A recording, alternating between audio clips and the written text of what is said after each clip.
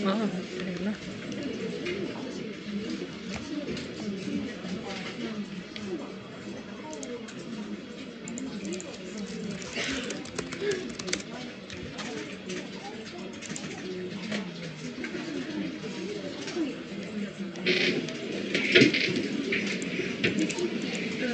그랬나?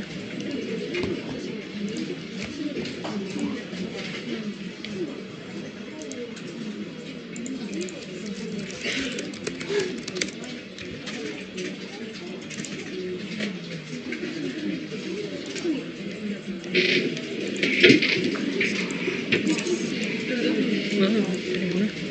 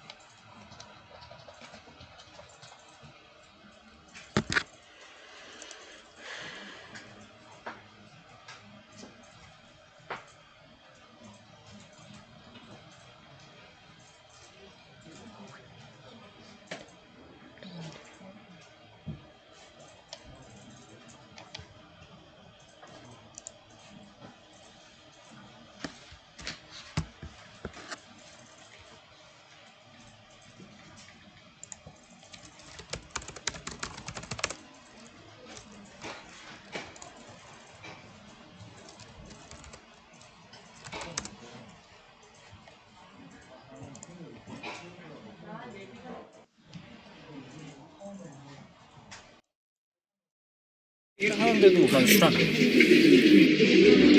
Sinewy chrome legs, elegant cane seat, rich birch wood.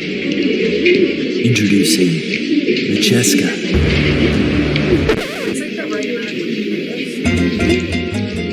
The Cheska, also known as the B-32, B-64 if it has arms, is kind of having a moment.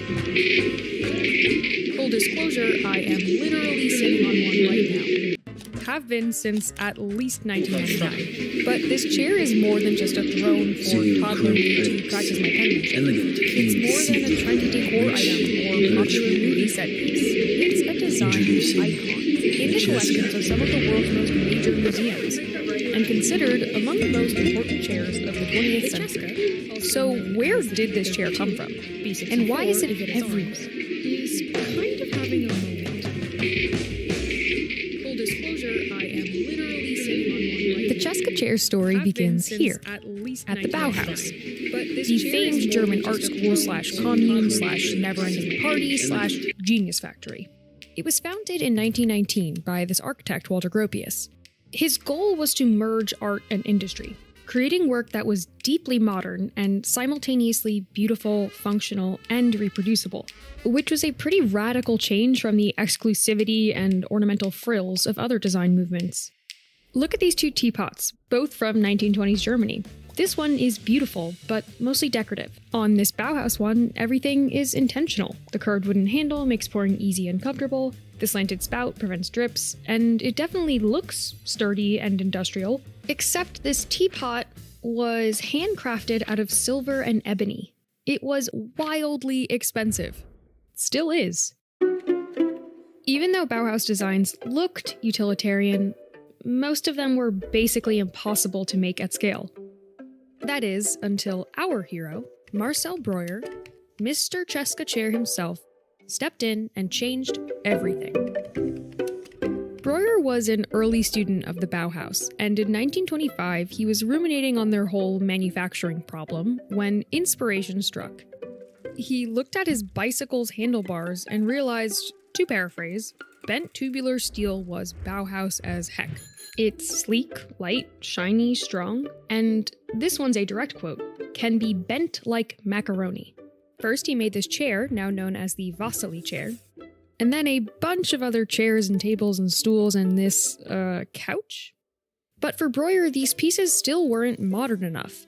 The ultimate creation, he wrote, would be a chair that floated on an elastic column of air. And in 1928, Breuer had another one of those eureka moments. He flipped a stool on its side, and thus, the cantilever chair was born. Soon after, he debuted the B-32, and with it, he achieved the purest manifestation of Bauhaus ideals. A chair that showcased the gleaming modernity of chrome, seemed to defy the laws of gravity, and, crucially, only required a handful of pre-made materials to make.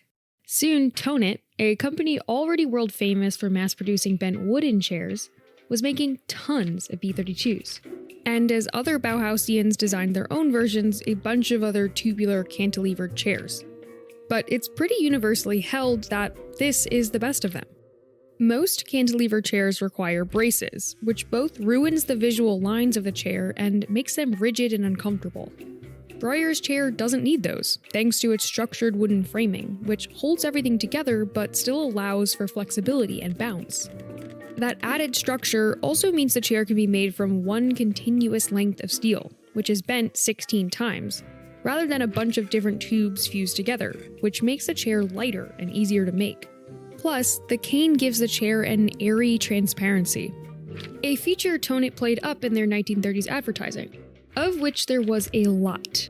Tonit really wanted these designs to take off. The problem was they were expensive, and they seemed a little too modern for the average home. Until the 60s.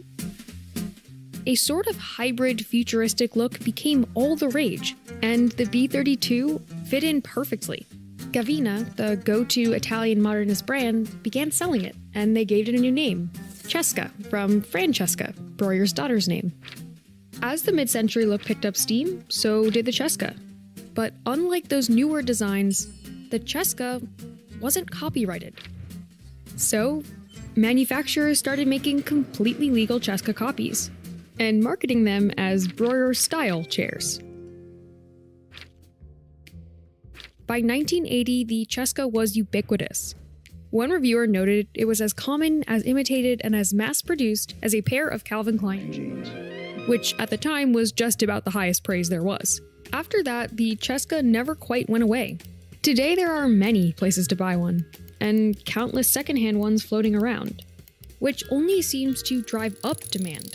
Its appeal is only getting broader as both Bauhaus and modernism become popular again. In short, this chair is everywhere because, ever since its inception nearly a century ago, it's been a design marvel. And, quite frankly, cool as hell.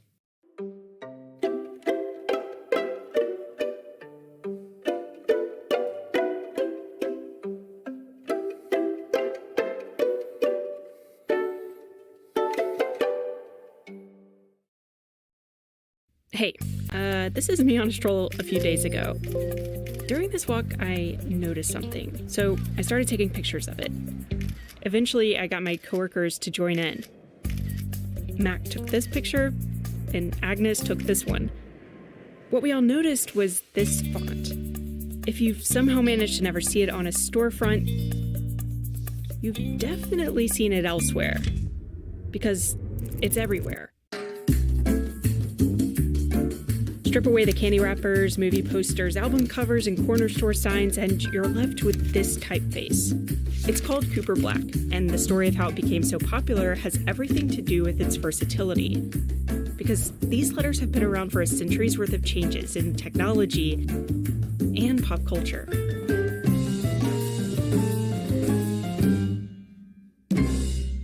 To set the stage for the story, I talked to Stephen Heller. Bear with me while I move to another part of the apartment. Among other things, he's written like a library's worth of books about design. Okay, I'm back. And this is Bethany Heck. I am a designer who writes about typefaces. She runs the Font Review Journal, where she deconstructs the history and design of notable typefaces like Cooper Black. If you give me like 2 minutes, I can run and find an actual like physical piece of wood type, and I can talk through some of this. Okay. While she's doing that, let's travel back in time 100 years to the city of Chicago, where our story begins.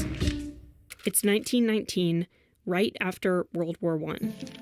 Advertising was reaching an early zenith at that point because with the end of the war, there was a great resurgence of product and demand. The two dominating materials for commercial printing were wood and metal. Wood was cut out of the end pieces of hardwood.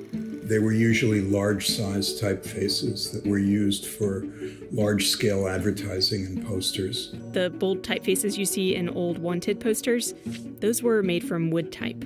Metal was the process that was created by Gutenberg when he designed the type for his Bible. Each individual character was physically formed into words, and those words were cast into tiny lines of text. Those molds allowed for smaller, more precise blocks of type. That's the kind of type that was used for most commercial purposes, from book publishing to magazine publishing. By the turn of the 20th century, huge Rube Goldberg-like machines called linotypes drastically sped up this process. This is the world Oswald Cooper, Chicago's preeminent letterer and illustrator, lived in. In 1918, after years of making custom hand-lettered ads for car companies and banks, he designed a fully formed typeface dubbed Cooper. It took a classic Roman form and softened the edges. Seeing promise in Cooper's design and the prior success of his lettering work, the type foundry Barnhart Brothers and Spindler asked him to make a bold display typeface based on the font. Around 1920, Oswald Cooper released Cooper Black, and it was an immediate hit. It was used for newspaper headlines and large-scale posters. It sold cars, cold medicine, music lessons, turntables, and ginger ale. With Cooper Black, it was like somebody took an air pump to a tire and blew up that tire. I mean, this ad for Cooper Black credits the font for getting 5,000 customers into their client's new store on opening day. And in countless reviews, it was considered the most popular typeface design of the time. So, what made it work so well? For one, its curves. Perhaps the most unconventional aspect of the curves are That willingness to be unafraid to curve the bottom parts of the letter forms. So if you look at the bottom parts of the stems of the A, like there's no flat edges on that, which is very strange. If you look at most typefaces, they have flat bottoms somewhere. even Cooper Black's imitations like Gaudi Heavy and Pabst Extra Bold.